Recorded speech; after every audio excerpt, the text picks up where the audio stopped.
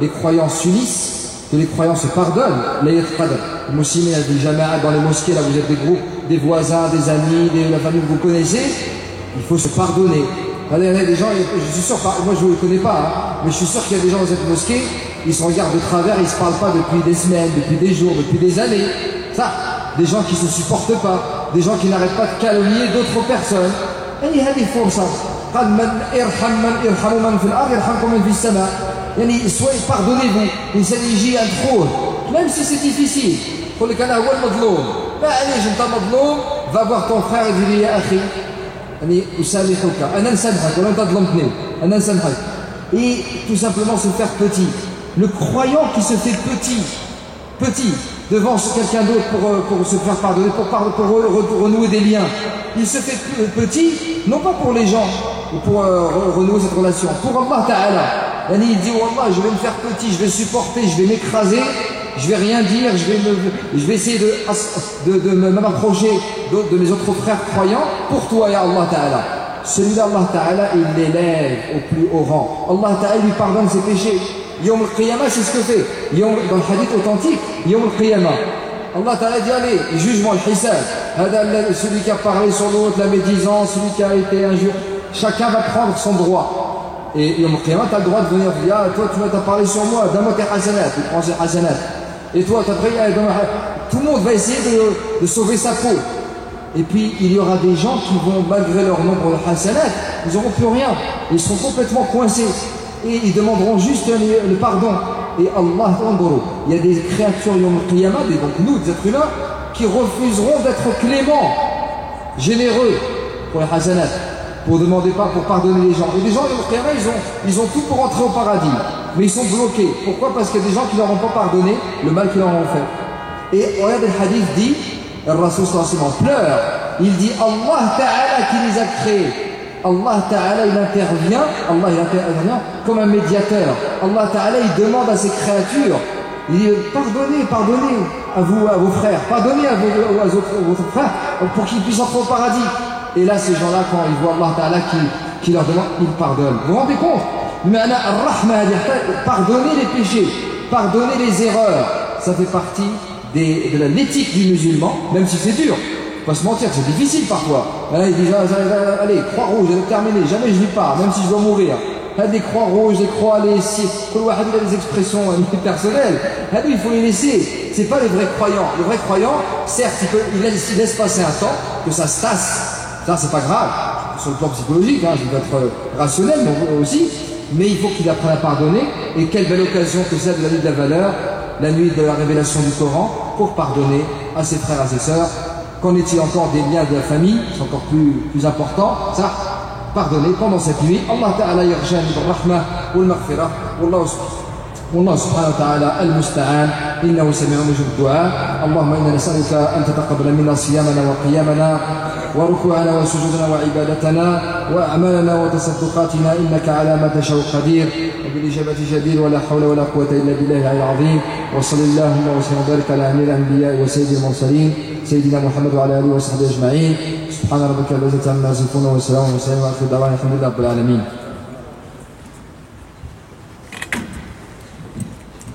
بارك الله لشيخنا وجزاه الله عنا خيرا وجعلنا الله ممن يستمع القول فيتبع احسنه.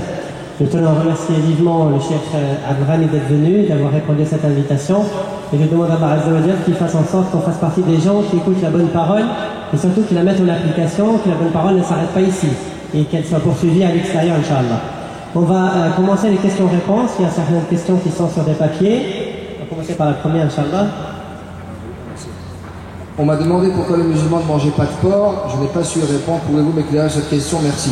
Alors il y a des réponses scientifiques, il y a des réponses plus œcuméniques. En tout cas, le porc, il fait partie de ces animaux qui, comme le chien, sont cités dans les traités de droit musulman comme étant des animaux qui ne sont pas purs. Et quand on entend par pur, c'est ce qui permet de purifier ou pas. Le chien pour d'autres raisons qui ont été vérifiées scientifiquement. Le porc, c'est le seul animal qui a été évoqué dans le verset de manière claire. Dans la sourate al-Maïda, cette viande a été proscrite, tout simplement comme dit le Rasul sallallahu alayhi wa sallam, et comme on a dans certains athars. Si Allah l'a interdite, cette viande, c'est tout simplement lui qui a créé les animaux, c'est un animal qui est sale. Et ça, les détracteurs de l'islam ou ceux qui qui parlent au nom de l'islam, c'est un animal qui est, il n'y a pas besoin de méditer cet animal pour savoir qu'il est sale. On dit, qu'est-ce que c'est que cette porcherie? Quand on a un endroit qui est complètement tout sale, pas organisé, ça on dit c'est une porcherie. Quand c'est sale, quand ça sent mauvais, évidemment parce que le porc, vous savez, c'est un des animaux qui consomme ses propres excréments. Ses propres excréments, il les consomme. Donc c'est un de ces rares animaux qui le fait sciemment. Il n'a aucun paramètre, il n'a aucun refoulement, et c'est pulsion de consommer tout et n'importe des saletés, etc. D'ailleurs, beaucoup de proverbes, qu'ils soient arabes ou français, l'arabe est peut-être un peu plus élégant sur ce point. On dit là, ne donne pas de diamants à des cochons, ils ne vont pas en voir la valeur, ça rien. Là où le français dira, on ne donne pas de la confiture à des cochons, ça. Ou on ne donne pas de la confiture qui est censée être un mets de ceux qui ont un certain raffinement, un goût culinaire. On ne donne pas de la confiture à des cochons. Tu peux donner n'importe quoi, il va le consommer. Donc là, déjà, le fait que l'animal ne soit pas un animal propre, parce que les animaux qui sont permis et licites en islam, ce sont des animaux déjà qui sont, et en plus ils peuvent être carnivores ou pas. Tous les animaux carnivores sont haram, c'est sans exception. Mais la règle, et je vais faire court pour la réponse, je ne parle pas des vérités scientifiques, parce que là c'est tout un domaine, et j'invite le frère ou la sœur qui a posé la question, tout simplement à se référer aux articles très très respectables et qui font autorité dans la sphère scientifique, concernant tout simplement les études dans les grandes universités du monde sur la viande porcine et sa proximité avec, je dirais, la structure de la viande humaine. Hein, la viande du porc est très proche, de par sa constitution, est très proche de la viande de l'homme, de la viande humaine. C'est une des plus proches. Donc évidemment, on comprend également le cannibalisme, entre autres, et d'autres développements qu'on n'a pas le temps de développer ici. En tout cas, pour faire bref, et je finis, la viande de porc, elle est proscrite, c'est-à-dire interdite, muharrama, par le verset coranique, d'un, c'était pas un animal courant déjà dans la péninsule arabique, mais deux, c'est un animal qui, parce qu'il n'est pas pur, parce qu'il n'est pas sain quelque part, Allah Ta'ala l'interdit, et la communauté musulmane, comme d'ailleurs les autres communautés, mais pour les juifs c'est pareil, pour les chrétiens c'est pareil, même si on a une extension quant à la consommation. Mais le fils d'Israël ne consomme absolument pas de viande porcine, pour les mêmes raisons. C'est une viande qui est souillée, elle est souillée cette viande, tout simplement. Voilà, donc pour comprendre que il y a pas, quand on dit pourquoi tu manges pas de porc, c'est quoi les musulmans ne mangeaient pas de porc? Ben on mange pas de porc parce que c'est la réponse la plus logique, c'est je suis croyant. Quand on est croyant, Allah Ta'ala m'interdit de boire ceci, m'interdit de consommer telle viande. Je ne consomme pas cette viande. Que je comprenne pourquoi ou pas, même si chercher à comprendre et comprendre est meilleur, hein, avoir une vérité scientifique, c'est mieux. Mais aujourd'hui, ça suffit, on a tellement d'articles, vous pouvez googliser la question et voir même les réponses de grands laboratoires qui n'ont rien de religieux, le prouvent de manière très cartésienne. Je vais essayer de faire court parce qu'il y a plein de questions. Alors cette question elle est un peu... Alors étant donné l'incertitude du début du ramadan, c'est-à-dire nous on a commencé le ramadan cette année le mercredi, il y a des pays qui ont commencé le jeudi. Et on dit que la nuit du destin, c'est l'éveil des nuits impaires. Est-ce qu'il peut y avoir deux nuits du destin différentes? C'est-à-dire par exemple pour nous, demain c'est la veille du 27. Dans les pays qui ont commencé le jeudi, la veille du 27 va être le lundi. Est-ce qu'il peut y avoir deux nuits du destin? Et dans ce cas, dans le doute, est-ce qu'on n'est pas plutôt obligé de faire les efforts pendant toutes les nuits, étant donné l'incertitude? Absolument, c'est la réponse. Voilà. Il y a évidemment concernant les jours du Ramadan. Donc ça veut dire à partir de ce hadith que quand la communauté musulmane, c'est pas par pays, ou par drapeau, ou par région, ou par hymne. C'est le prophète dit quand il y a une communauté, quand je dirais la naissance de la lune du mois du Ramadan, hein, et là, elle est avérée, tous les musulmans de la planète se doivent déjeuner. Et quand apparaît celui de Shawwal, tout le monde fait l'Eid.